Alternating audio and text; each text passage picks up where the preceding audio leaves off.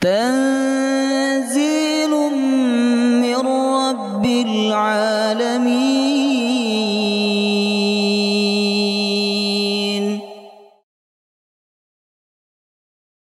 يا أيها الذين آمنوا إذا قيل لكم تفسحوا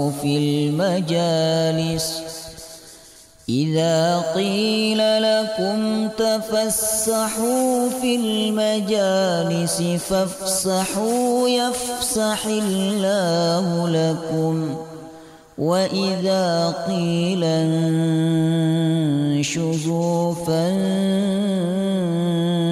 فانشزوا يرفع الله الذين آمنوا منكم والذين أوتوا العلم درجات والله بما تعملون خبير.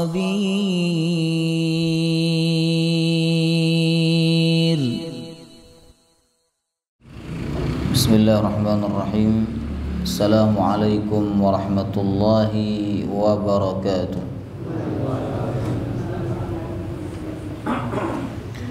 الحمد لله رب العالمين نحمده ونستعينه ونستغفره ونعوذ بالله من شرور أنفسنا ومن سيئات أعمالنا من يهده الله فلا مضل له ومن يضلل فلا هادي له. أشهد أن لا إله إلا الله وحده لا شريك له وأشهد أن محمدا عبده ورسوله لا نبي ولا رسول بعده. اللهم صل وسلم على نبينا محمد وعلى آله وصحبه أجمعين. سبحانك لا علم لنا إلا ما علمتنا إنك أنت العليم الحكيم. اللهم إنا نسألك علما نافعا ورزقا طيبا وعملا متقبلا آمين يا رب العالمين. Alhamdulillah, segala puji bagi Allah yang selalu memberikan nikmat kepada kita semua. Alhamdulillah, segala puji bagi Allah yang menuntun kita semua kembali ke tempat yang mulia dan duduk di dalam majelis yang mulia, yaitu majelis ilmu. Kita memohon kepada Allah semoga apa yang kita lakukan ini diridhai oleh Allah, dan setelah ini dosa-dosa kita diampuni oleh Allah Subhanahu wa ta'ala. Amin ya rabbal alamin. Baik Bapak Ibu, kita akan melanjutkan kajian kitab Dalilus Sailin. Pertemuan sebelum ini kita membahas bab al-halal wal haram, bab halal dan haram.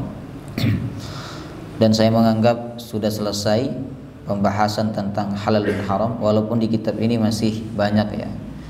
Jadi masih ada cerita orang-orang terdahulu, bagaimana rasa takut mereka terhadap perkara yang haram. Jangankan yang haram, yang syubhat saja mereka takut. Ada di antara mereka seperti sahabat Abu Bakar As-Siddiq radhiyallahu an, ya, diberikan makanan oleh pembantunya. Setelah tahu bahwa makanan itu dari dia berdusta ketika dulu di masa jahiliyah, maka Abu Bakar As-Siddiq mencongkel lidahnya, tenggorokannya supaya makanan itu keluar. Ya, begitu takutnya orang-orang terdahulu, para salafus saleh terhadap makanan yang haram. Bahkan ada di antara mereka Bapak Ibu yang takut kepada yang merasa itu bukan haknya. Jadi seperti kisah jemaah rahimakumullah, kisah Sulaiman At-Taimi, ya. Beliau menceritakan bahwa Umar bin Khattab radhiyallahu anhu, ya, pernah menyuruh istrinya untuk menjual minyak milik kaum muslimin. Jadi minyak itu milik umat, tapi sahabat Umar minta istrinya untuk menjualkan kepada teman-temannya. Nah, waktu menjual, istrinya itu mengurangi, menambah, tergantung permintaan dari orang yang membeli, jemaah Allah. Sehingga ada beberapa minyak yang melekat di tangannya, kemudian beliau sambil membetulkan jilbabnya sehingga minyak itu menempel di jilbabnya.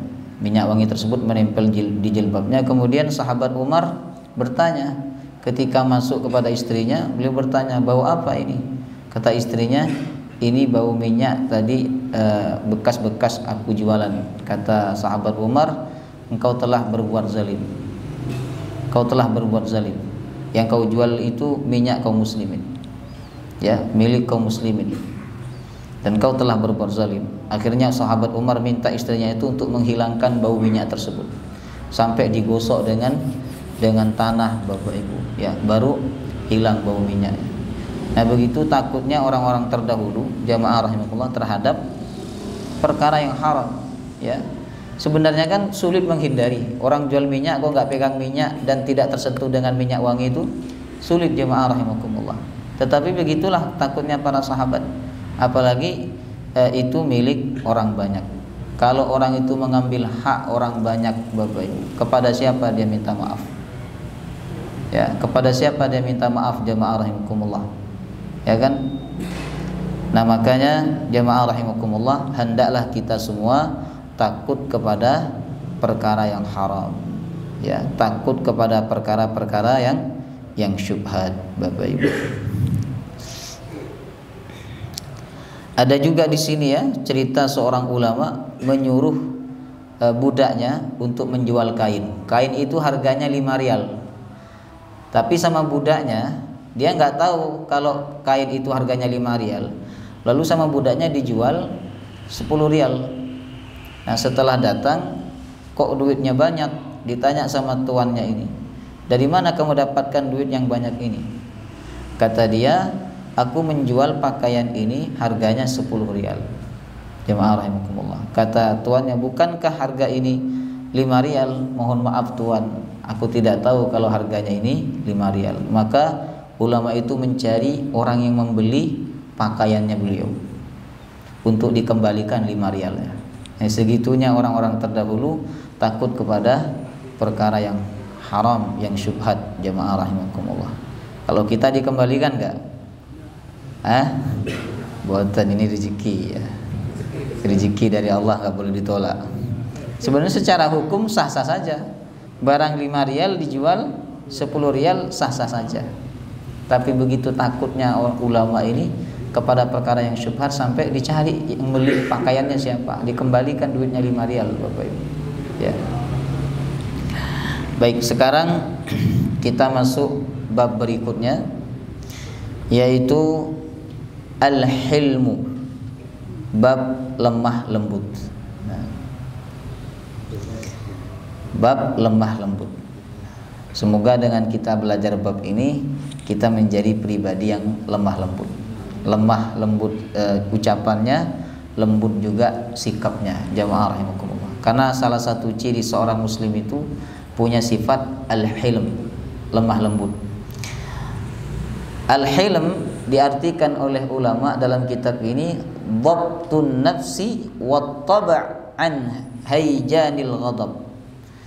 Tenangnya jiwa ketika sedang emosi. Jadi ketika sedang marah, jiwanya tenang, Bapak Ibu. Dia tidak meluapkan amarahnya, dia tidak terbakar oleh emosinya, jamaah rahimakumullah. Nah, orang yang tenang ketika dia marah, dia tetap tenang. Kalau orang tenang ketika tidak marah, itu wajar buatan? Wajar. Yang luar biasa itu adalah tetap tenang ketika dia dalam keadaan marah, disakiti, dizolimi, diambil haknya oleh orang lain, jamaah rahimakumullah. Tapi dia tetap tenang. Itulah yang disebut dengan al-hilm, kelembutan, Bapak Ibu, ya. Kemudian kita tidak mungkin bisa memiliki sifat ini, sifat kelembutan. Bahkan ketika kita marah, kita masih bisa lemah lembut kepada orang yang telah membuat kita sakit hati, Bapak Ibu. Kecuali kita kecuali kita berusaha sungguh-sungguh ya untuk memiliki sifat ini. Kalau kita tidak berusaha, kalau kita tidak latihan jemaah rahimakumullah, kita sampai kapanpun tidak akan memiliki sifat al-hilm. Nah, sifat ini nggak bisa dipelajari. Jadi untuk memiliki sifat al-hilm ini bukan dengan cara belajar, tapi dengan cara latihan jemaah rahimakumullah. Ya, kata Nabi dalam hadis yang sahih, innamal ilmu bitta'allum wa innamal hilmu bittahallum. Ilmu itu bisa didapat dengan belajar. Ya, sedangkan hilmu ini beda huruf depan saja, ain sama ha. Ilmu dengan hilmu. Ilmu kata beliau bisa didapat dengan belajar. Sedangkan hilmu, kelembutan, itu bisa didapat bittahallum dengan latihan. Ya, latihan. Jadi hari ini ketika emosi, hari ini latihan menahan emosinya, tetap mengeluarkan kata-kata yang baik walaupun masih 50%. Besok latihan lagi, latihan. Akhirnya ketika manusia itu sungguh-sungguh untuk mendapatkan sesuatu yang baik, Allah pasti membuat dia baik. Dalam hadis dikatakan, siapa yang bersungguh-sungguh untuk jujur, maka Allah akan buat dia jujur sampai dia mati. Tapi siapa yang tidak berusaha untuk jujur, Allah akan buat dia berdusta sampai mati dia berdusta. Sama juga dengan ini Bapak Ibu. Kalau kita berusaha untuk punya sifat lemah lembut, kita berusaha, kita latihan, kita riyadhah, maka Allah akan berikan kelembutan kepada kita. Bahkan sampai mati Allah kasih kita sifat hilm, kelembutan. Tapi kalau kita tidak berusaha, kita nggak akan mendapatkan sifat al-hilm jamaah rahimakumullah. Nah, orang ini bisa memiliki sifat al-hilm Bapak Ibu apabila dia mengedepankan akal, bukan hawa nafsu. Ya, akal, dia mau berpikir lebih panjang. Ini nanti kalau saya marah, kalau saya meluapkan emosi, kalau saya terbakar oleh emosi saya, nanti berantakan semua. Ya kan, istri bisa diceraikan. Kemudian bahkan ada seorang suami membunuh istrinya karena tidak bisa menahan amarahnya. Jadi dia tidak mengedepankan akal, maka dia tidak memiliki sifat al-hilm. Tapi ketika seseorang itu mengedepankan akal Bapak Ibu, tidak mengedepankan hawa nafsu, maka bisa dia memiliki sifat al-hilm. Yang kedua, untuk memiliki sifat al-hilm ini harus memiliki kelapangan hati. Kalau hatinya sempit, disinggung sedikit sudah marah, ini susah untuk punya sifat al-hilm jamaah rahimakumullah. Kemudian lembut, kata ulama itu kepada 4. Yang pertama, al-hilmu ma'allah. Kita harus punya sifat lemah lembut kepada Allah. Memangnya kita bisa marah kepada Allah? Bisa saja. Bukankah ada manusia yang mengecam Allah? Bukankah ada manusia yang marah-marah kepada Allah? Karena Allah kasih takdir yang tidak menyenangkan dia, yang tidak sesuai dengan keinginan dia. Berarti dia tidak hilm kepada Allah Bapak Ibu. Ya. Jadi al-hilmu ma'allah, lemah lembut kepada Allah, di antaranya adalah kita ridha dengan takdir Allah, meskipun takdir itu tidak menyenangkan hati kita. Kita ridha. Bahkan kita tetap menganggap Allah itu yang paling sayang kepada kita, meskipun Allah menguji kita dengan berbagai macam kesulitan. Seperti yang dicontohkan oleh Nabi Ayyub alaihissalam. Beliau sakit selama 8 tahun. Dan sakit itu membuat beliau dijauhi oleh istrinya, ditinggalkan oleh anak-anaknya, bahkan hartanya habis Bapak Ibu. Tapi sakit selama 8 tahun, hartanya habis, kemudian istrinya meninggalkan beliau, anak-anaknya juga meninggalkan beliau. Beliau tetap berkata wa anta arhamur rahimin. Engkaulah ya Allah yang paling sayang di antara yang sayang. Bisakah kita seperti itu? Bisa napa? Sakit, ditinggal istri, ditinggal sama anak. Belum sampai situ, rumahnya habis. Ya kan? Habis terjual, atau kemudian duitnya habis, mobilnya habis. Habis, panjenengan enggak punya apa-apa. Panjenengan hidup sebatang kara. ya kan? Mengadu kepada siapapun, tidak ada orang yang mau mendekat karena panjenengan punya penyakit misalnya. Nah, di saat seperti itu, bisakah panjenengan tetap mengatakan wa anta arhamur rahimin? Ya Allah, Engkaulah yang paling sayang di antara yang sayang. Bisa enggak? Hah?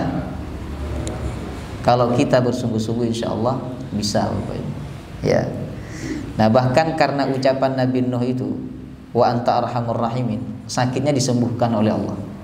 Mohon maaf, ucapan Nabi Ayub, ya. Karena ucapan beliau wa anta arhamur rahimin, Allah sembuhkan penyakitnya.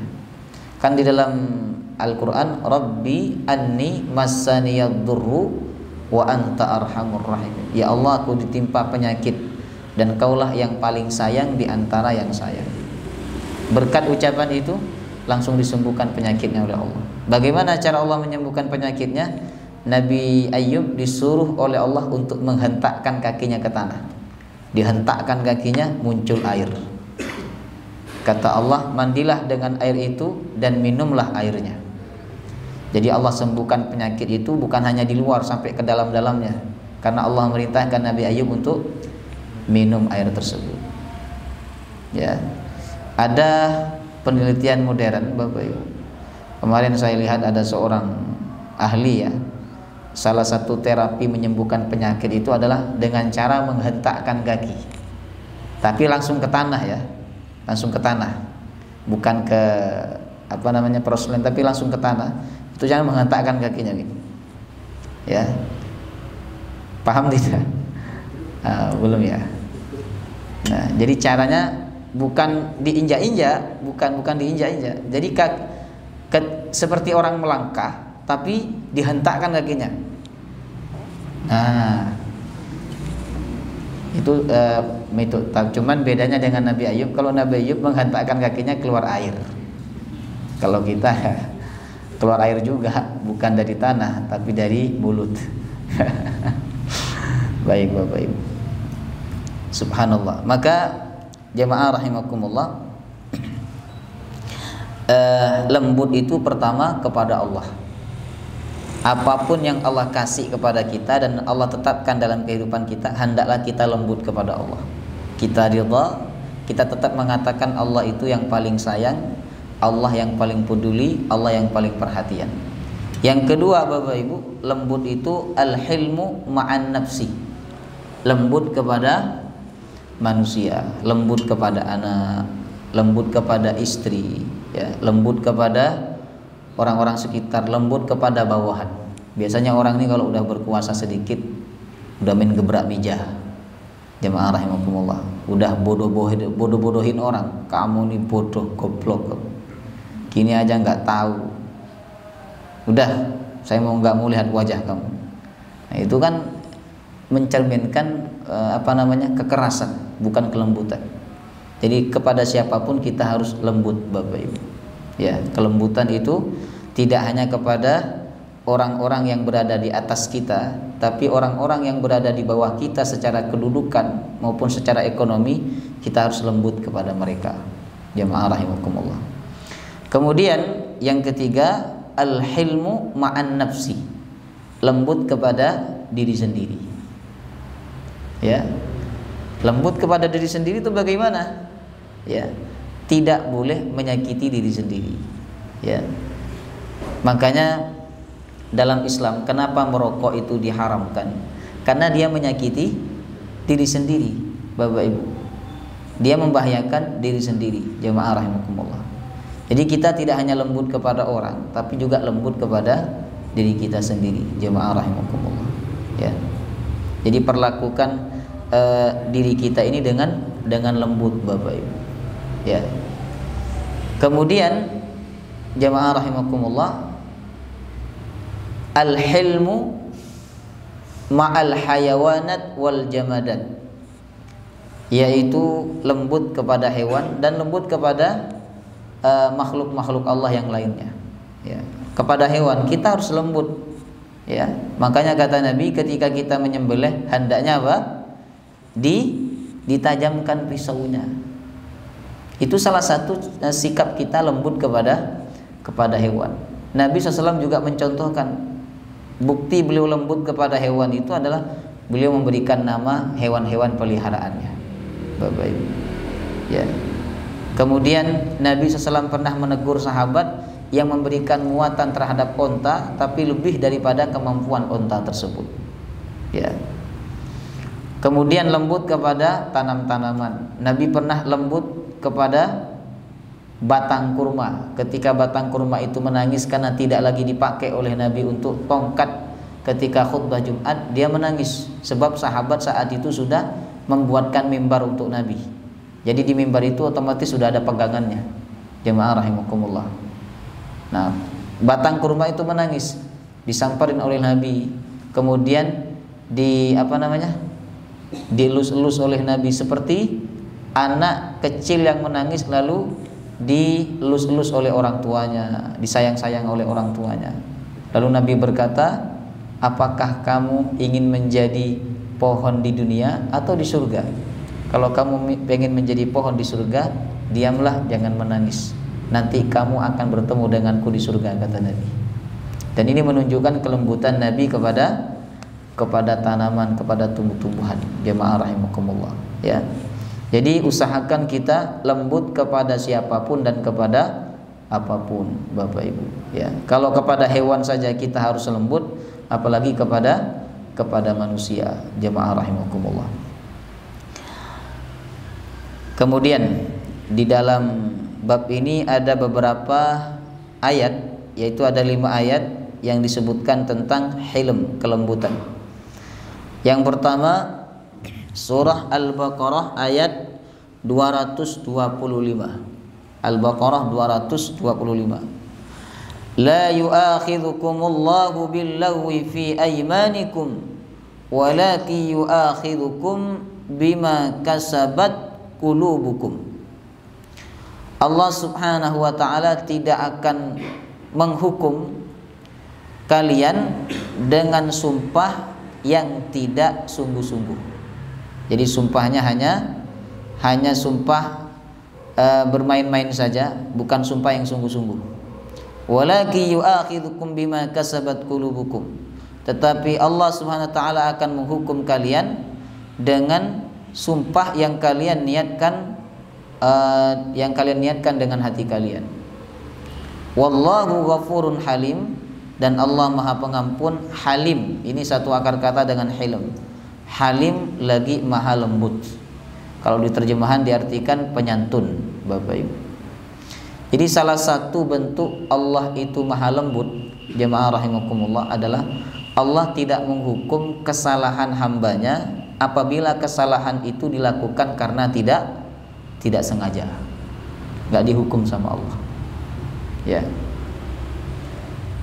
Terkadang kalau kepada manusia, Bapak Ibu, kita melakukan kesalahan walaupun nggak sengaja, dihukum tidak? Dihukum. Jemaah rahimakumullah, panjenengan pakai sepeda motor, nggak sengaja kebablasan, lampu merah tapi nggak sengaja kebablasan karena terlalu cepat, kemudian kebablasan. Nah, dipinggirkan sama polisi, ditanya SIM-nya dan seterusnya. Setelah itu dikasih surat tilang, Bapak Ibu. Nah, kalau tidak dihukum nanti orang semuanya bilang tidak sengaja. Nah, maka kepada manusia walaupun kita tidak sengaja, mereka biasanya menghukum. Tapi kepada Allah, kalau kita tidak sengaja, Bapak Ibu, sama Allah tidak dihukum.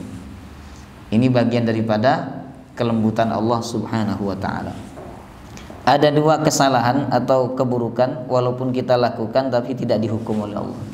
Yang pertama karena tidak sengaja. Kemudian yang kedua karena kita tidak tahu.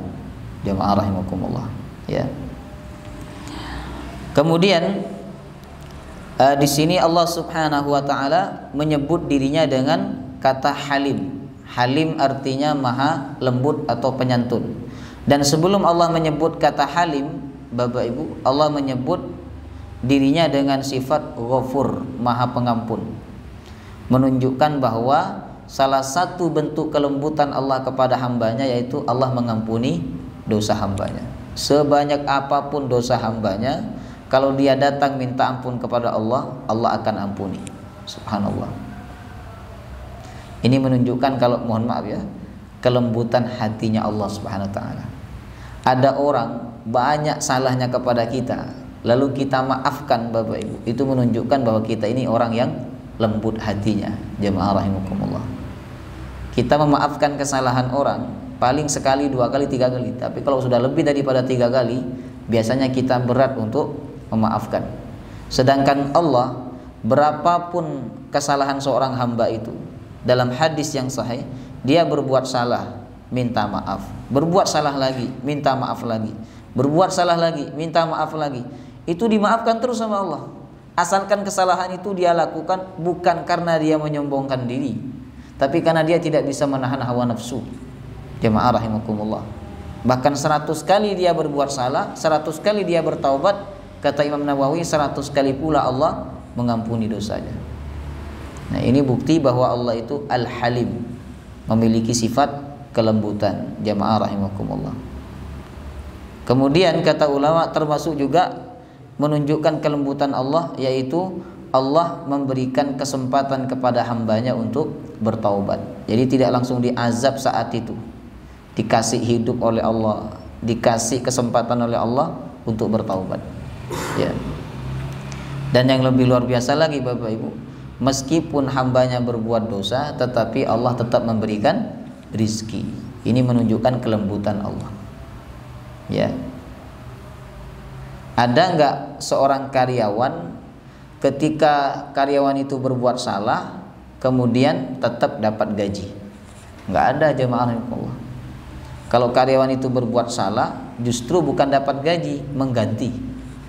Ya kan? Dia berbuat salah, salah mengambil sikap, salah mengambil langkah, akhirnya perusahaan rugi ratusan juta, kemudian dia wajib mengganti, Bapak Ibu. Ya. Sedangkan Allah Subhanahu wa taala, meskipun hambanya berbuat dosa kepada Allah, berbuat salah, Allah tetap memberikan rizki kepada hamba tersebut. Dan ini menunjukkan kelembutan Allah Subhanahu wa taala. Pelajarannya apa? Meskipun orang itu menyakiti hati kita, meskipun orang itu pernah berbuat buruk kepada kita, tapi kalau orang itu butuh bantuan, tetap kita harus menolong dia. Dan ini menunjukkan Al-Halim, menunjukkan kelembutan. Jemaah rahimakumullah, ya. Ada salah satu doa Nabi atau zikir Nabi yang mana beliau menyebut Al-Halim. Disebutkan dalam hadis riwayat Imam Al-Bukhari bahwa siapa yang membaca zikir ini, maka Allah akan menghilangkan kesusahannya. Karena ketika Nabi ditimpa kesusahan, Nabi baca zikir ini, Bapak Ibu. Ya, la ilaha illallahul azimul halim. Apa? La ilaha illallahul azimul halim. Nah, terus la ilaha illallah rabbul arsyil azim. La ilaha illallah rabbus samawati wa rabbul ardi wa rabbul arsyil karim. Hafal tidak? Ini kalau panjang sedang sumpek, ya, sumpek, pikiran susah, hati sempit, baca zikir ini. La ilaha illallahul azimul halim. La ilaha illallahu rabbul arsyil azim. La ilaha illallahu rabbus samawati wa rabbul ardi wa rabbul arsyil karim. Hafal? Belum hafal juga. Jemaah rahimakumullah, baca. Kadang kan orang kalau sumpek rokok, Bapak Ibu. Nanti rokoknya habis, sumpek lagi. Akhirnya sekali duduk habis 1 bungkus. Jemaah rahimakumullah.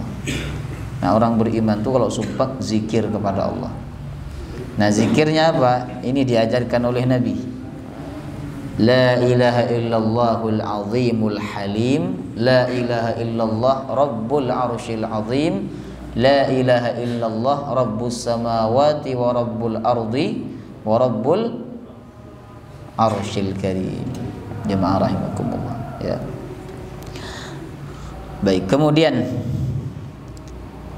jadi ketika ketika kita dalam keadaan susah, kita sebut nama Allah, salah satunya adalah Al-Halim, yang maha lembut, supaya hati kita dilembutkan oleh Allah. Kalau hati kita lembut, insya Allah pembawaannya tenang, Bapak Ibu. Yang kedua yaitu surat Al-Baqarah ayat 263. Allah berfirman, qaulun ma'rufun wa maghfiratun khairum min sadaqati yatba'uha adha wallahu ghaniyyun halim. Qaulun ma'ruf, ucapan yang baik, wa maghfiratun, dan memberikan maaf, khairun, itu lebih baik, min sadaqah, dari sedekah. Sedekah yang baik, yang bagaimana? Yatba'uha adza, yang diiringi dengan menyakiti hati orang yang diberi. Jadi lebih baik ucapan yang baik, Bapak Ibu, dibandingkan bersedekah 1 juta tetapi menyakiti hati orang yang disedekahi. Ini menunjukkan bahwa orang yang ucapannya lembut, ya, itu lebih baik daripada orang yang memberi tapi sikapnya menyakiti hati orang yang diberi. Jemaah rahimakumullah. Makanya kata-kata yang lembut itu terkadang lebih mulia dibandingkan pemberian, daripada sedekah, daripada infak. Kata-kata yang lembut, kata-kata yang baik dalam bersedekah, Bapak Ibu, dalam konteks sedekah, ya kan? Misalnya ada pengemis datang atau pengamen datang ke rumah kita, dan waktu itu kita tidak punya duit kecil. Kalau duit ada tapi ratusan ribu, ya. Lalu kita menemui pengemis itu, atau kita betul-betul nggak pegang duit, ya kan? Duitnya semua di bank. Karena sekarang zaman modern, Bapak Ibu, jadi beli apa-apa bisa pakai HP. Jemaah rahimakumullah. Kemudian apa? Kita temui pengamen itu dan kita berkata, mohon maaf Pak ya, sekarang saya lagi nggak pegang duit.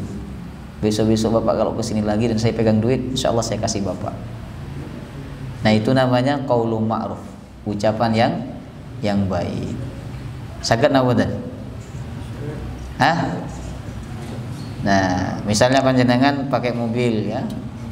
Ada nih pengamen di stopan. Nah, panjenengan lagi nggak pegang uang.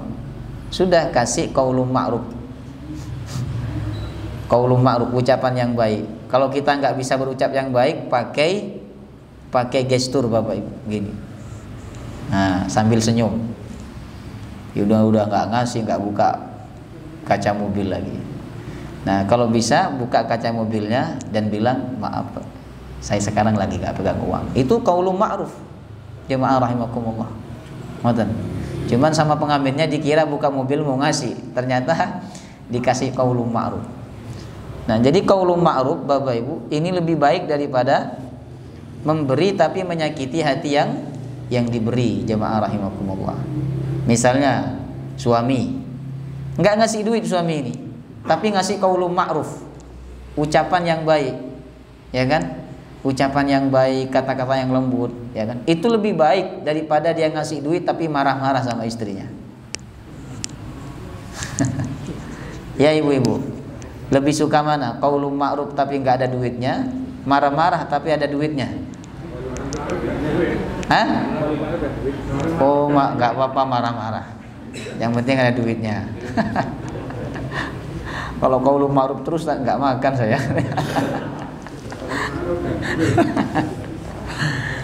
Baik. Jadi hendaknya kita lembut. Ketika kita nggak punya uang lalu ada orang minta-minta kepada kita, hendaknya kita lembut ucapannya, Bapak Ibu. Kemudian wa maghfirah, memaafkan dalam konteks sedekah. Ini kan bicara sedekah, jemaah rahimakumullah. Kita memaafkan orang yang datang ke rumah kita mengganggu istirahat kita. Ada pengamen jemaah rahimakumullah datang main gitar, nyanyi-nyanyi siang-siang kita sedang istirahat, ya kan? Nah, dan itu mengganggu kita, Bapak Ibu, maka hendaknya kita memaafkan. itu lebih baik daripada kita ngasih tapi marah-marah. Ya, dikasih memang, tapi besok saya tidak mau lihat wajah kamu lagi. Nah itu nggak baik jemaah rahimahullah. Lebih baik tidak ngasih tapi memaafkan. Lebih utama lagi memaafkan dan memberi, Bapak Ibu. Usahakan kita ini lembut kepada siapapun. Makanya di ujung ayat Allah mengatakan wallahu ghaniyyun halim. Allah itu maha kaya lagi lembut. Coba, Allah kan memberi setiap saat kepada kita. Allah itu kaya. Biasanya orang kaya ini susah lembut, Bapak Ibu. Tapi Allah Subhanahu wa taala maha kaya sekaligus maha lembut. Jemaah rahimahullah. Allah lembut kepada kita. Begitu juga seandainya kita menjadi posisi orang yang memberi, tetap tonjolkan sifat kelembutan.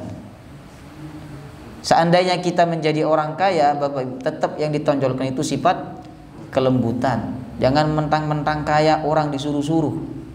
Jemaah rahimakumullah. Orang dijadikan sebagai budak. Ya. Tetap tunjukkan kelembutan dalam berbicara, Bapak Ibu.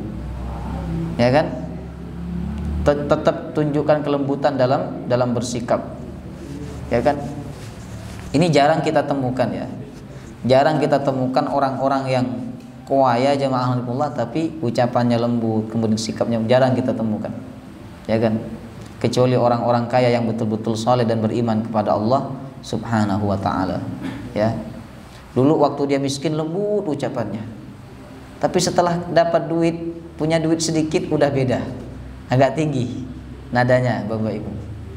Ya kan? Tak lama kemudian lembut lagi, itu berarti nggak ada duitnya. Nah maka jemaah rahimakumullah, ini pelajaran untuk kita semua bahwa jika Allah kaya tetap lembut, maka kita pun sebagai hambanya bila kita diberikan kekayaan tetap tonjolkan kelembutan. Ya, kelembutan kepada karyawannya, kelembutan kepada pembantu. Ya kan? Seperti Nabi SAW. Sahabat Anas bin Malik itu menjadi pembantu Nabi selama 10 tahun. Tapi sahabat Anas berkata, selama 10 tahun aku menjadi pembantu Nabi, Nabi nggak pernah marah kepadaku. Bahkan Nabi tidak pernah bertanya kepadaku, hai Anas, kenapa kamu tidak melakukan ini? 10 tahun, Bapak Ibu. Dan ini menunjukkan kelembutannya Rasulullah SAW. Istrinya juga begitu.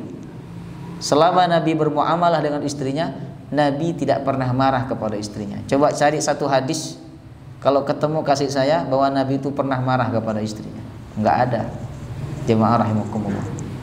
Nah, kita sudah berumah tangga berapa tahun dan berapa kali kita marah kepada istri kita. Nah, berkali-kali Bapak Ibu. Kenapa? Karena istri kita bukan Khadijah. Kata istrinya, karena suami saya bukan Nabi sallallahu alaihi wasallam.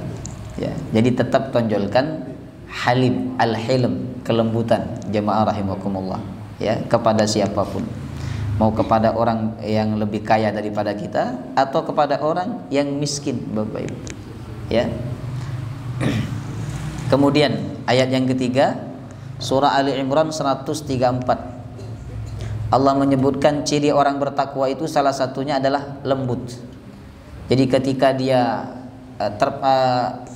emosi, dia tidak terbakar oleh emosinya. Dia tetap menggunakan kata-kata yang lembut dan sikap yang lembut, walaupun dia marah. Jadi dia tetap bisa menahan amarahnya.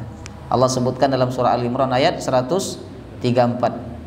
Alladzina yunfiquna fis sarra'i wad dharra wal kadhiminal ghaidha wal 'afina 'anil nas. Orang bertakwa itu diantaranya adalah yang berinfak ketika susah ekonomi dan ketika gampang ekonomi. Kemudian yang kedua, wal kadhiminal ghaidha, yang bisa menahan amarah. Ghaidh itu marah yang sudah di kerongkongan tapi ditahan sama dia, jangan sampai keluar. Itu namanya hilm, Bapak Ibu. Jadi ketika dia emosi, ketika dia sebenarnya marah, tapi dia tetap bisa berkata-kata yang lembut, tetap bisa berkata-kata yang baik, jemaah rahimakumullah. Maka salah satu doa Nabi adalah as'aluka kalimatal haqqi fil ghadab war ridha. Aku minta kepada Engkau ya Allah ucapan yang baik, baik ketika senang maupun ketika marah. Ya. Wal 'afina 'anil nas, termasuk juga ciri orang bertakwa adalah al-'afina 'anil nas, suka memaafkan orang lain. Nah, dan ini juga menunjukkan kelembutan. Kalau kita suka memaafkan orang walaupun orang itu tidak minta maaf tapi kita sudah memaafkan dia, ini menunjukkan kelembutan hati kita, jamaah rahimakumullah. Kemudian yang keempat, Bapak Ibu, yaitu surah At-Taghabun ayat 17. Ayat berapa? Ayat 17. Allah mengatakan, "In tuqridullaha qardan hasanan yudha'ifhu lakum wa yaghfir lakum wallahu syakurun halim."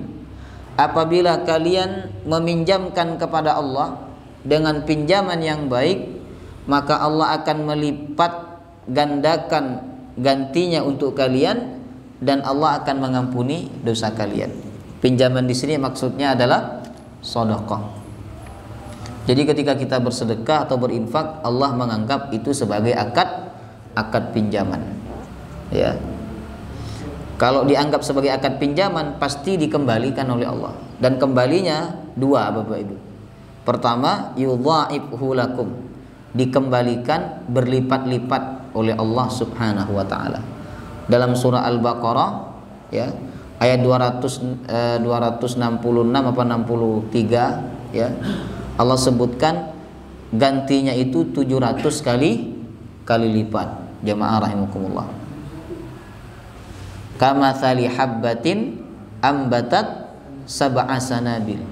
Jadi seperti menanam satu biji itu tumbuh 7 tangkai, masing-masing tangkai ada 100 biji. Kali 7 berarti 700. Kalau kita sedekah 100.000 Bapak Ibu, 100.000 itu tumbuh berapa tangkai? 7 tangkai. Masing-masing tangkai berapa? 100 lembar 100.000 berarti 10 juta. Kalikan 7 berarti 70 juta. Maka yang paling beruntung sebenarnya ketika bersedekah itu orang yang bersedekah, bukan orang yang menerima sedekah, Bapak Ibu. Ya. Kemudian yang kedua, ketika kita bersedekah dan dianggap akad pinjam oleh Allah, ya, maka tidaknya dikembalikan berlipat-lipat, tetapi Allah juga mengampuni dosa kita. Yudha'ifhu lakum wa yaghfir lakum. Kemudian Allah sebutkan ujung ayatnya, wallahu syakurun halim. Allah itu maha syakur, maha berterima kasih. Halim lagi maha lembut. Subhanallah. Salah satu bentuk kelembutan Allah Bapak Ibu, yaitu Allah suka berterima kasih kepada hambanya. Coba apa jasa kita kepada Allah sehingga Allah berterima kasih kepada kita? Enggak ada. Tapi inilah kelembutannya Allah. Jadi ketika hambanya itu berbuat baik, Allah berterima kasih kepada dia. Ya. Ini pelajaran untuk kita semua, bahwa seandainya kita ini berada di kedudukan yang tinggi, menjadi seorang pejabat, menjadi seorang pemimpin, hendaknya kalimat yang sering keluar dari lisan kita adalah kalimat terima kasih. Terima kasih, terima kasih, terima kasih, terima kasih. Ya. Dan itu menunjukkan kelembutan. Orang yang enggak terima kasih itu menunjukkan hatinya tidak lembut. Bapak Ibu, dikasih ini, dibantu ini, kemudian dimudahkan ini, tapi enggak ada ucapan terima kasihnya sama sekali. Jemaah rahimakumullah. Ya, Allah memberikan contoh kepada kita, hendaknya kita memiliki sifat syakur, banyak berterima kasih. Ya, terima kasih, terima kasih. Ketua terima kasih kepada anak buahnya. Bagaimana dia bisa menjalankan tugas kalau tidak ada anak buahnya, Bapak Ibu? Pak Prabowo harus terima kasih kepada menterinya. Kenapa? Sangat banyak menteri yang membantu beliau. Jemaah rahimakumullah. Ya kan? Sampai gemuk kan? Bapak Ibu, ada berapa itu? 100 lebih dengan wamennya, jemaah rahimakumullah. Ya.